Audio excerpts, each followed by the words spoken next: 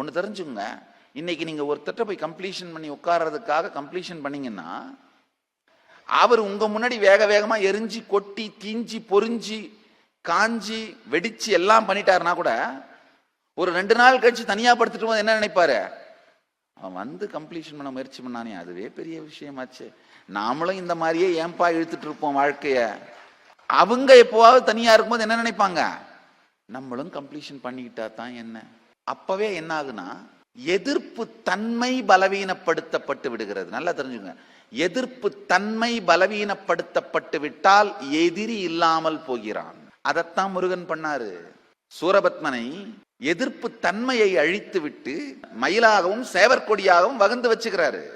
நீங்களும் உங்க முன்னாடி இருக்கவங்கலாம் எதிர்ப்பு தன்மையை பலவீனப்படுத்தினீங்கன்னா அவங்க சூரபத்மனா இல்லாம உங்களுக்கு மயிலாவும் சேவர் கொடியாவும் மாறிடுவாங்க.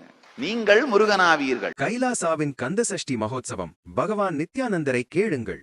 6 நாட்கள் தினந்தோறும் நடைபெறும் தொடர் நேரலை சத்சங்கத்தில் இணையுங்கள்.